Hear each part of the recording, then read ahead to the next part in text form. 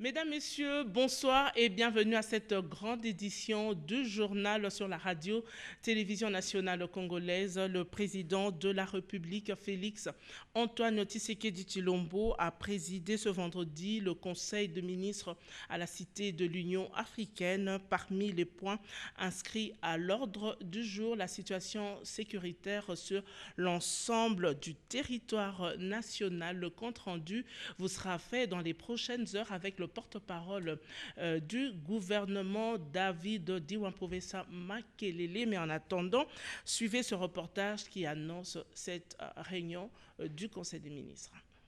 Sous la direction du président de la République, Félix Antoine Tshisekedi Tshilombo, les membres du gouvernement Sylvestre Ilunga Ilunkamba se sont retrouvés à la Cité de l'Union africaine pour la traditionnelle réunion des conseils des ministres de chaque vendredi. On croit savoir que les grandes questions liées au bon fonctionnement des institutions de la République seraient évoquées, notamment la situation sécuritaire sur l'ensemble du territoire national, précisément à Beni au Nord Kivu. Les conflits dans les assemblées provinciales du Congo central et de l'Ituri seraient aussi abordés au cours de ces conseils des ministres. La riposte contre la maladie à virus Ebola et les dégâts causés par les dernières pluies diluviennes qui se sont abattues sur la ville de Kinshasa, causant mort d'hommes, ainsi que les sinistrés d'ici d'Ubangi, ont été aussi certainement abordés. Les comptes rendus de cette réunion des conseils des ministres sera fait par les ministres des médias et de la communication.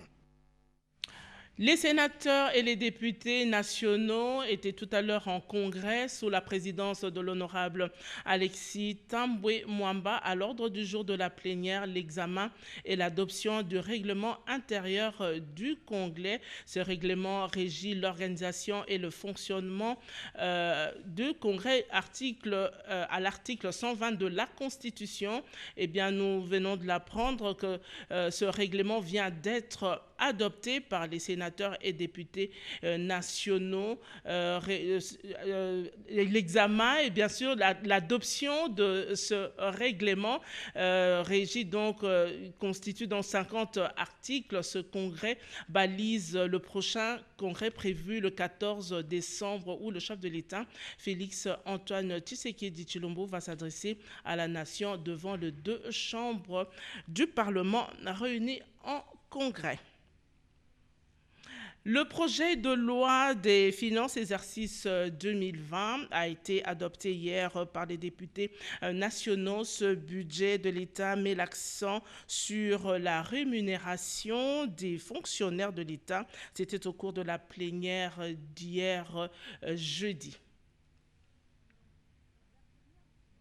Décembre 2019 s'est déroulé en deux phases. La première phase a été un huis clos pour entendre le vice-premier ministre, ministre de l'Intérieur, Sécurité et Affaires coutumières et le ministre de la Défense nationale sur les effets des inondations dans la ville de Kinshasa et l'insécurité de la ville et les territoires de Beni dans le Nord Kivu. Dans sa communication, Janine Mabunda Lyokomoudiaï a fait part aux députés nationaux de l'incident intervenu au cours de la plénière du mercredi 4 décembre. Sur ce, le bureau a appliqué l'article 34 alinéa 3 et 5 du règlement intérieur de l'Assemblée nationale. Cet article institue une exclusion de 5 jours dans les plénières pour les députés qui ont provoqué l'incident, à savoir l'honorable Adrien Poba et Papi Matezolo. La deuxième partie s'est consacrée totalement au vote des lois des finances exercice 2020. Après avoir soulevé des préoccupations en rapport avec les sociales, nombre de députés ont mis l'accent sur la rémunération des fonctionnaires de l'État, notamment le médecin, les infirmiers, les professionnels de la santé, les magistrats et les enseignants. C'est à ces niveaux que certains députés ont lancé un appel pour l'intégration des nouvelles unités et des enseignants non payés afin de garantir le succès de la gratuité. Après débat et les votes article par article, le budget national pour l'exercice 2020 a été adopté par l'Assemblée plénière. Sur 421 députés qui ont pris part au vote, 419 ont voté oui, 2 ont voté non, aucun ont voté abstention. En conséquence, l'Assemblée nationale adopte le projet de loi de finances de l'exercice 2020.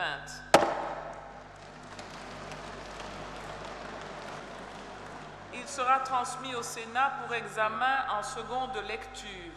Chers collègues, nous voici donc arrivés au terme de nos travaux qui viennent d'être sanctionnés par le vote en première lecture du projet de loi des finances de l'exercice 2020. Je remercie non seulement le bureau de l'ECOFIN et ses membres, ainsi que vous tous, nos estimés collègues, qui ont travaillé pour l'intérêt supérieur de la nation, sont ce dont nous vous félicitons et vous remercions une fois de plus. Après l'étape du Sénat, il y a lieu d'espérer le budget de l'État exercice 2020 entrera en vigueur le 1er janvier 2020. On quitte le Parlement pour l'hôtel du gouvernement où la banque TDB du COMESA est venue proposer un crédit de plus de 400 millions de dollars américains à la RDC. Ce crédit vise les interventions dans le secteur des infrastructures et de l'agriculture, a dit le directeur régional de la dite banque au Premier ministre Sylvestre Ilunga Ilukamba. Françoise Boué-Labouaki, reportage. Il s'agit d'une rencontre du Premier ministre Ilunga Ilunkamba avec la délégation de Trade Development Bank, banque de la zone COMESA. Cette délégation, conduite par le Dr Mabouba, directeur régional, est en opération de charme pour proposer des crédits financiers à un État membre sous-endetté. L'objet de notre mission est très simple. La banque TDB est une des très grandes banques qui soutient beaucoup de projets de développement au niveau de l'Afrique. Et c'est dans ce cadre-là que nous sommes venus. C'est une banque qui a un gros portefeuille de plus ou moins 400 millions de dollars qui doivent être alloués à notre pays. Et c'est dans ce cadre-là que nous sommes venus pour voir un peu comment est-ce qu'on peut discuter, échanger aussi avec le Premier ministre et voir dans quelle mesure on peut être à même comme pays d'absorber les 400 millions de dollars. Parmi les domaines priorisés par cette proposition financière, il y a l'énergie, les infrastructures, l'eau, la télécommunication ainsi que l'agriculture. La réhabilitation de la route nationale numéro 1, tronçon Kinshasa-Bachamba, jusqu'au point kilométrique 622 dans la province du Kwilu, sur financement de la Banque africaine de développement au centre d'une réunion entre cette institution financière et l'Office de route. Blaise Boko-Kassonza, reportage. La réhabilitation de la RN1, un projet pour le moins important quand on voit les volumes de travaux qui y seront exécutés. Outre la chaussée qui doit être revêtue aux endroits en dégradation, il y aura également les travaux anti-érosifs, la construction de ponts, des saignées, ainsi que des ouvrages connexes du genre écoles, centres de santé et autres bornes fontaines. Mais il y a encore quelques réglages avant l'exécution des travaux. Une opération est considérée comme viable et performante à la banque quand elle décaisse. Les opérations qui ne décaissent pas sont d'ailleurs éligibles à l'annulation à la banque parce qu'elles sont considérées comme opérations non performantes. Et donc nous sommes beaucoup plus pressés également pour qu'il y ait décaissement sur ces opérations. Ça fait d'ailleurs partie de ce que nous avons échangé avec le directeur général et son équipe sur la nature des actions qu'il faut mener en vue de permettre les premiers décaissements. C'est un projet bénéfique non seulement pour les populations riveraines, mais aussi pour les affaires, car là où passe la route, le développement s'ensuit. Je voudrais insister sur la mise en œuvre rapide des projets en cours, notamment la réhabilitation de la RN1 de Kinshasa jusqu'à Bachamba et l'asphaltage de la RN17 dont les études vont commencer. RN17 qui passe de Mongata à Bandundu, ainsi de suite. C'est dans une ambiance pleine de cordialité que les deux parties se sont séparées avec l'espoir de se retrouver dans les jours à venir pour évaluer les étapes franchies, ce avant de matérialiser ce projet combien salutaire pour la République démocratique du Congo. Urbanisme et habitat, après le drame causé par les dernières pluies diluviennes, le ministre Pius Mwabilou promet de démolir des constructions anarchiques au site de la vallée Alafuna. Choisi délibérément de s'exposer à des risques majeurs liés aux catastrophes naturelles qui pourront subvenir en y habitant sur ces lieux. Ce site de Kindélé, autrefois réservé à des mamans maraîchères pour la culture des champs, est vendu à ses habitants par certains chefs coutumiers. Sur ce sol fragile, ils construisent sans aucune norme urbanistique et ne tiennent pas compte de l'état du sol, créant ainsi quelques tests d'érosion. Malgré les avertissements des démolitions de toutes ces constructions anarchiques, les maisons continuent toujours à pousser. Avant que le pire n'arrive, le ministre d'État en charge de l'urbanisme et habitat Pius Mwabilou, qu'accompagnait le député national Tony Mwaba, est descendu sur les lieux pour non seulement sensibiliser ses compatriotes sur le danger auquel ils s'exposent, mais aussi de lancer un dernier avertissement à ses occupants de libérer cet espace avant que le bulldozer ne passe. Une décision vivement saluée par les maraîchères. Non loin de là, à l'ISTEM, le scénario est bien le même. Ici, la route est déjà menacée par quelques fissures qui risquent de se couper en deux. Et Pius Mwabilou a promis de frapper dans les tout prochains jours. Que deux initiatives louables depuis son arrivée à la tête de ces ministères pourraient mettre de l'ordre dans ces secteurs. Pius Mwabilou Mbayou veut que le Congolais puisse dire enfin, après la pluie, c'est le beau temps. La Banque mondiale compte financer différents projets dans le secteur de l'électricité. La question a été au cœur des échanges entre le ministre des Ressources hydrauliques avec le directeur de département de l'énergie à la Banque mondiale. Mireille Ndeke, reportage. L'appui technique et financier de la Banque mondiale au gouvernement de la République dans les domaines de l'énergie, telle est la préoccupation majeure soulevée lors de cette réunion avec le ministre d'État, ministre des Ressources hydrauliques et électricité, Maître Eustache Mwanzi Mumbembe, en présence de son adjoint Papi Punguluamba, avec la Banque mondiale sous la conduite de Madame Wendy, directrice du département de l'énergie à la Banque mondiale. Dans ces cadres, plusieurs questions ont été également abordées, à savoir les investissements publics et privés ainsi que la finalisation des réformes entamées dans le secteur de l'énergie, notamment la loi relative au secteur de l'électricité. L'objectif étant d'améliorer substantiellement la desserte en électricité suivant la vision du chef de l'État, vision partagée avec la Banque mondiale. Il y a beaucoup d'intérêt sur les IPP, sur les projets privés publics de l'électricité, génération, et il est prêt de voir plus d'investisseurs étrangers à RDC avec le soutien de l'AMIRA. La Banque mondiale réitère ainsi le vœu de voir la mise en place effective de l'autorité de régulation du secteur de l'électricité et de l'Agence nationale de l'électrification et des services énergétiques en milieu rural et périurbain. Une mise en place qui ne devait pas tarder à rassurer le ministre d'État à ses interlocuteurs.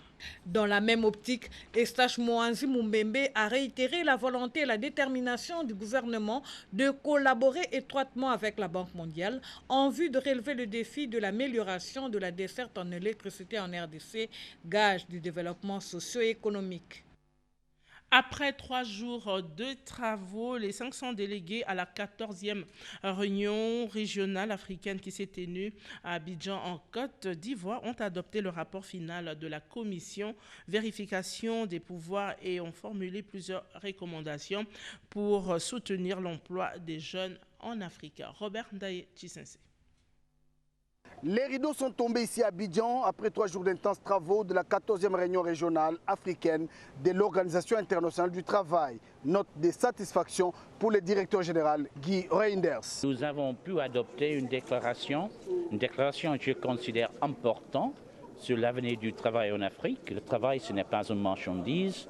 Et après l'investissement dans le travail, les emplois de demain. La ministre d'État, ministre de l'Emploi, Travail et Prévoyance sociale, Dr Néné Ilouankoulou, qui salue la participation de 27% des femmes à ces assises, contrairement à la 13e réunion, remercie le directeur général de l'OIT pour son engagement à soutenir les réformes engagées pour l'emploi des jeunes en République démocratique du Congo. Nous sommes satisfaits d'abord d'avoir réunir toutes les conditions. Nous sommes présentés parmi les pays en règle. Notre pays est riche en textes que nous devons promulguer. Nous avons posé le problème, le grand défi qui reste, celui de l'emploi des jeunes. C'est le plus grand défi qui nous reste à réaliser dans notre pays.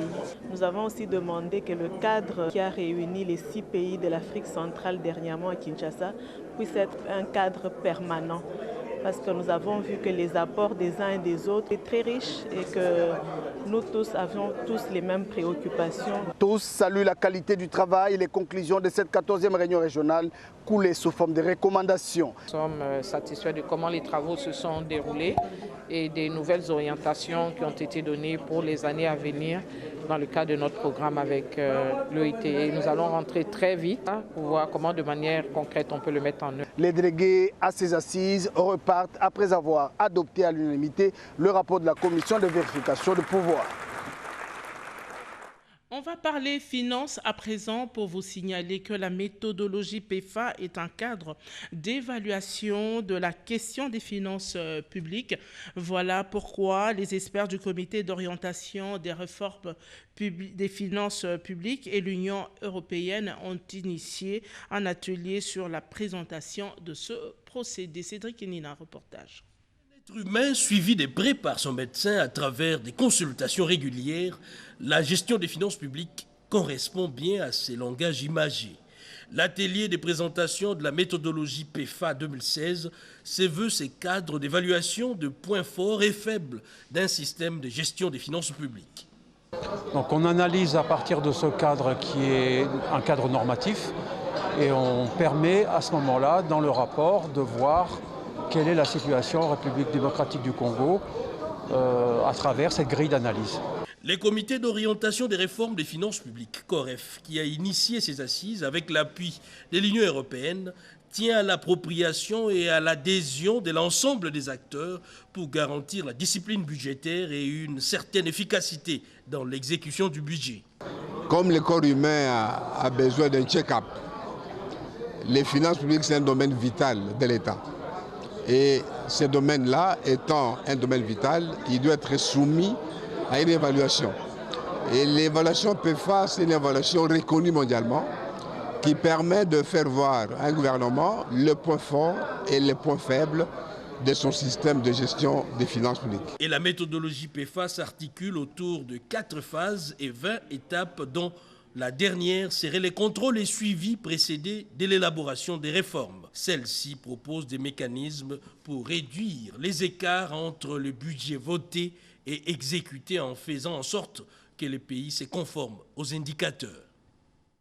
La direction générale de douane et assises a soufflé sur ses 10 bougies d'existence. Eh bien, cet anniversaire a permis à cette entreprise d'organiser 3 journées portes ouvertes et également au directeur général de cette entreprise d'évoquer des différentes réformes entreprises par la DGDA.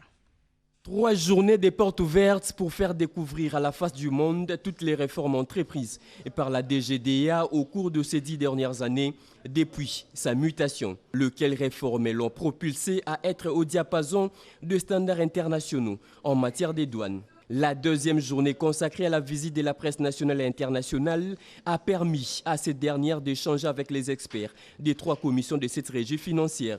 La dotation du code douanier ainsi que celui des axes, la migration des Sidonia++ vers Sidonia Worlds, les suivis électroniques des cargaisons en transit. Autant de réformes faites par cette régie financière ont expliqué ces experts à la presse. Une occasion également pour les professionnels de médias de visiter la salle de monitoring à vidéosurveillance, la salle de serveur pour ne citer que celle-ci. Pour clôturer ces journées, le directeur général de cette entreprise publique a échangé avec la presse. Moment propice pour Deoro Guizamaguera d'expliquer le bien fondé de la mutation de l'OFIDA à la DGDA ainsi que le perspective de cette régie financière. 3 facteurs importants pour réaliser des assignations. C'est le facteur humain en premier lieu, les moyens financiers et les moyens matériels. Mais nous mettons avant tout les moyens civils, donc l'ordre, le douanier. Avec autant de réformes, la DGDA peut visualiser en temps réel les opérations de dédouanement dans différents postes frontaliers. Ce jour, dans la capitale congolaise, le président du Forum mondial du tourisme a exprimé le vœu d'investir dans le secteur touristique en République démocratique du Congo. C'était au cours d'un point de presse. Marthe Mangazakala, la reportage. Il se tiendra au mois de septembre 2020 un forum mondial sur le tourisme en République démocratique du Congo. Le président de ce forum l'a annoncé au cours d'un point de presse qu'il a animé cet avant-midi à l'Office national du tourisme. Ces assises changeront certes l'image du pays, a-t-il déclaré avant de souligner que le secteur touristique a un impact sur plusieurs aspects économiques car il crée des activités connexes. La lettre d'engagement pour la tenue de ce grand forum mondial a été remise au ministre du Tourisme par le biais de son directeur de cabinet. Ce point de presse est consécutif aux échanges fructueux qu'il a eus avec le chef de l'État, le ministre du Tourisme et la directrice générale de l'ONT, Mme Rosette Saïba, qui a évoqué quelques projets prioritaires pour son secteur. On citera notamment les renforcements des infrastructures pour mieux vendre les produits touristiques de la RDC et aussi les renforcements des capacités du secteur opérationnel pour un séjour agréable et satisfaisant des touristes au pays. La tenue de ce forum mondial en RDC va regrouper plus de 4000 participants qui viendront de tous les 4 coins du monde, a martelé le président du Forum mondial du tourisme qui n'a pas manqué de remercier les autorités congolaises pour l'accueil lui réservé pendant son séjour. Guy Kambombo Mwandiavita, c'est le nouveau directeur général du journal officiel de la RDC. Il a pris officiellement ses fonctions ce vendredi. Maître Guy Kabombo Mwandiavita, c'est lui le nouveau directeur général du journal officiel de la République démocratique du Congo. Il sera assisté de Madame Mireille Malengele, directeur général adjoint. Guy Kabombo Mwandiavita succède donc à M. Wale Lufungula, élu gouverneur de la Chopo. La cérémonie des remises reprises a bel et bien eu lieu ce 6 décembre 2019, à la suite de l'ordonnance présidentielle numéro 19/080 du 21 novembre 2019, les nommant à ces postes. Tout se passe sous les vigilants du premier vice-président de l'Assemblée nationale, Jean-Marc Kabound Akabound, et du secrétaire général de l'UDPS, Augustin Kabouya. Wale Lufungula, directeur général sortant, s'est dit fier du travail accompli 6 années durant à la tête de ses services. Majeur également et surtout, c'est que nous nous inscrivons aujourd'hui, nous sommes en train de faire la continuité de passation pacifique et civilisée du pouvoir. Ce qui s'est passé au sommet de l'État se poursuit aujourd'hui au journal officiel. J'en suis vraiment heureux. Et je crois que la suite augure déjà de bonnes choses. Maître Guy Kabombo Mwandiavita, directeur général entrant du journal officiel, compte faire de ses services un miroir de la République démocratique du Congo. Nous sommes ici pour matérialiser, rendre effectif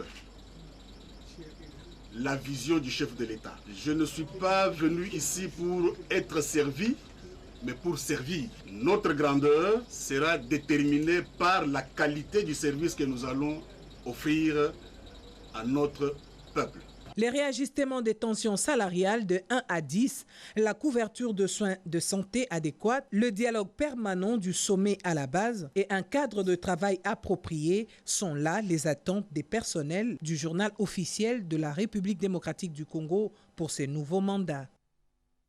120 ans d'existence, eh bien la BCDC, son parcours, ses hauts et les bas, voir ses conquêtes et son avenir à lire dans un ouvrage intitulé « La banque du siècle, 10 ans après Malou Mbela ». Reportage.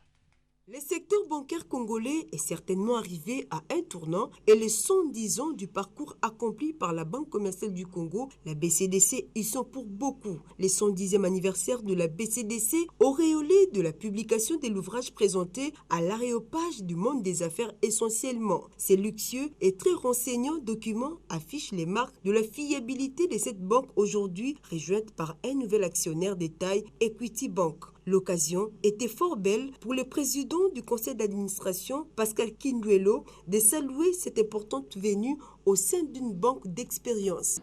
Un plaisir de m'adresser à vous aujourd'hui à l'occasion de cette manifestation organisée pour notre fidèle clientèle à l'occasion de son 10e anniversaire de la Banque commerciale du Congo. Permettez-moi de souhaiter la bienvenue parmi nous de la délégation d'Equity Group Holding, conduite par M. James Mwaki.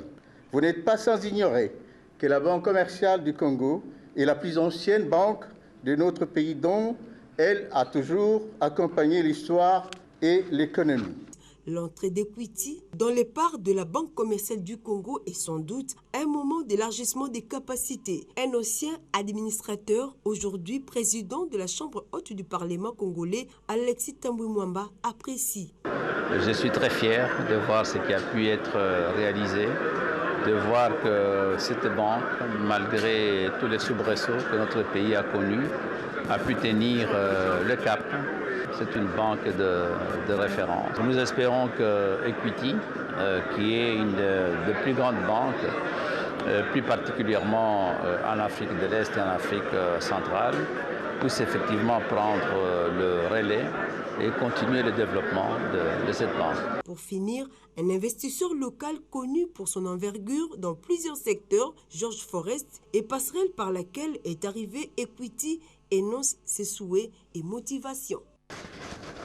Après de nombreuses sollicitations, dont certaines très intéressantes au projet, au point de vue des offres, notre choix s'est porté sur Equity Bank du Kenya. Mais Equity Bank est proche de notre culture. Elle donne toutes les garanties pour la continuité de notre vision.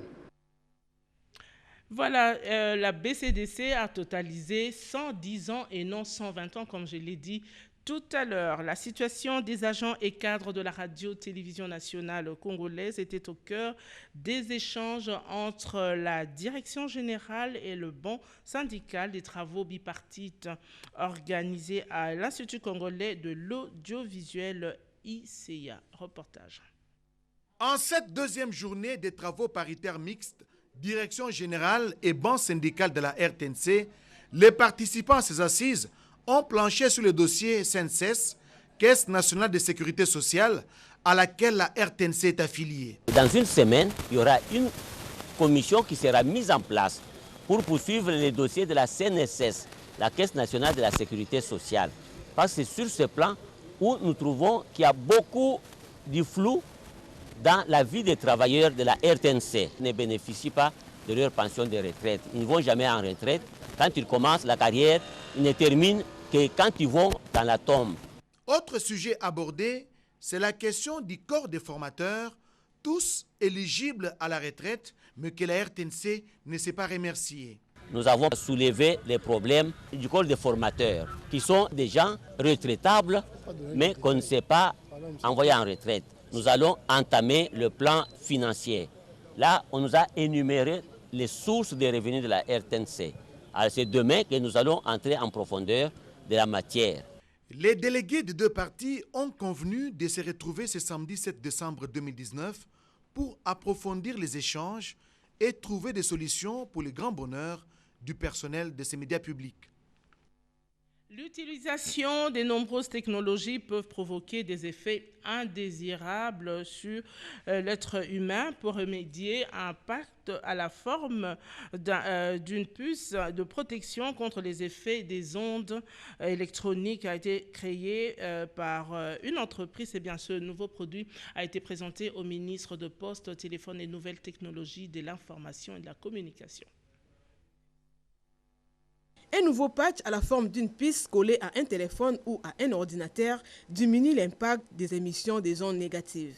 Ce système déjà développé en Europe et dans d'autres pays du monde permet la réduction ou même l'élimination des effets du rayonnement électromagnétique affectant les humains.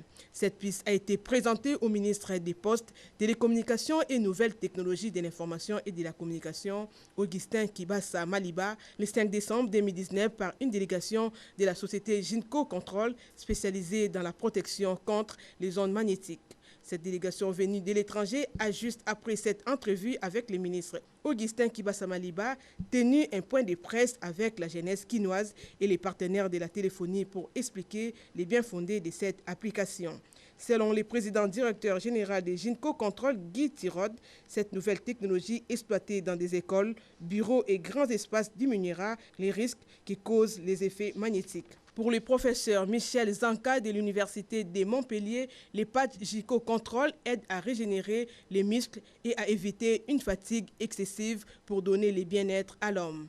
mais également à faire du bien à la physiologie et à contrecarrer l'effet des saisons indésirables. Par la suite, le ministre s'est entretenu avec des autres délégations, à savoir la structure de la Banque mondiale et la délégation des Trade and Development Bank. Il était question avec la représentante de la Banque mondiale, Oda Atia Mustafa, d'échanger autour de l'appui de la Banque mondiale dans les secteurs du développement. Par contre, avec la délégation des Trade and Development Bank, conduite par son directeur général Denma Bouba, les échanges ont tourné autour de l'érection du soutènement de la fibre optique. Ici est de rappeler que le ministre des PTNTIC est très réceptif et promet de s'impliquer personnellement pour booster les secteurs de la télécommunication en République démocratique du Congo. En politique, une semaine après la tenue de la retraite politique du FCC, Alain André Atundu, porte-parole de la majorité présidentielle, fait la restitution de ses travaux. Le Front commun pour le Congo appelle le gouvernement congolais à établir un calendrier de retrait des troupes de la MONUSCO. Pour André Alain Atundu, communicateur et cadre du FCC, après plusieurs manifestations des populations originaires des zones touchées par les tueries, le gouvernement doit réserver une réponse satisfaisante et adaptée aux cris de ces populations de voir la MONUSCO se retirer. Car la présence permanente de troupes étrangères sur le sol national aboutit généralement à un double malentendu. Soit elles sont considérées comme des troupes d'occupation agissant en pays conquis, soit elles sont soupçonnées d'être les instigatrices de la prolongation de cette guerre pour un agenda caché. Par ailleurs, l'ambassadeur André Alain Atundu s'est indigné de voir que certains Congolais se plaisent encore à compromettre les chances du développement que la coalition FCC Cash offre à la RDC. Dans les circonstances actuelles, seul le combat politique à travers le dialogue stratégique vaut la peine. Tout le reste n'est que distraction. Ne faisons pas le lit de ceux qui ne veulent ni du bonheur du peuple congolais, ni du progrès de notre démocratie, ni du développement de notre pays. André Alain Atundu conseille les responsables de leur coalition de ne pas descendre dans l'arène politicienne pour ne pas être à la fois juge et parti. Des nouvelles têtes à la Ligue des femmes et Ligue de jeunes du parti du Front national de fédéralistes du Congo, FONAFEC, section Moamba. La fédération du Moamba est la troisième à accueillir l'autorité morale du Front national de fédéralistes du Congo, FONAFEC, Marcel Ilunga Leou. L'activité de séjour rentre dans la vision du président national de ces partis, membres du FCC, à élargir l'implantation des cadres à travers la capitale congolaise. Dans ces districts, Marcel Ilunga Leou, comme lors de ses précédentes descentes, a installé les comités de la Ligue de femmes ainsi que celui de la Ligue de jeunes. Cette cérémonie s'est déroulée en présence de plusieurs cadres du FONAFEC. Emblèmes, drapeaux, écharpes, chapeaux, drapelets du parti ont été remis à ces nouveaux responsables pour rendre de plus en plus le parti visible à travers la ville. Par cette occasion, le parti cher à Marcel Ilunga Leou a fait une analyse générale de la situation politique et sécuritaire du pays. Ces partis soutiennent la coalition FCC Cash et en appellent au gouvernement de la République à tout mettre en œuvre pour sauver la vie humaine dans l'est du pays. Nous avons condamné les tueries qui sont en train d'être perpétrées à l'est de notre pays. Il vous souviendra que ça fait très longtemps que les femmes et les hommes meurent à l'est de notre pays. Nous avons condamné cela, surtout quand ces tueries se font sous la barbe de la MONUSCO. Ces installations de fédération marquent la détermination de Marcel Ilunga Leou à affûter les armes et à planir le terrain afin de préparer les prochaines échéances électorales. Quelques communiqués avant de nous séparer. L'Église du Christ au Congo, ECC, par le biais du ministère des laïcs protestants Milapro, invite toutes les protestantes et tous les protestants de la ville-province Kinshasa à rehausser de leur présence au culte d'action de grâce qu'elle organise en l'honneur de toute personnalité politique récemment élevée en dignité. Ce culte est une occasion pour les fidèles protestants de se connaître, de connaître leurs leaders politiques et d'établir des liens pour une meilleure participation aux questions de développement du pays. Et bien, ce culte aura lieu le dimanche 8 décembre à 14h30 dans la cathédrale de Centenaire pour l'Église du Christ au Congo. Pasteur Maurice Mondengo, directeur de cabinet adjoint du président. La direction provinciale de la DGDA Congo Central porte à la connaissance du public. Elle leur procédera conformément aux articles 288 et 289 de l'ordonnance loi numéro 10/002 du 20 août 2010 portant code des douanes à la vente aux enchères publiques de toutes les marchandises non enlevées des installations douanières après le délai de séjour légal prévu par les dispositions de l'ordonnance loi sus-évoquée. Les dates prévues sont du 17 au 23 décembre 2009 pour le bureau de Matadi Beach, du 26 au 31 décembre pour le bureau d'Edel Ticom, du 6 au 10 janvier 2020 pour le bureau de Boma et du 13 au 15 janvier pour le bureau de Loufou. Par conséquent, elle invite les importateurs des dites marchandises à venir régulariser leur situation dans les 48 heures avant la date du début des opérations des ventes. Les listes des marchandises concernées sont affichées au bureau de Matadi Beach et Boma Beach et publiées dans la presse écrite et audiovisuelle de la place. Voilà tout, mesdames et messieurs, c'en est fini pour cette édition d'information. Prochain rendez-vous avec l'actualité, c'est à 22h.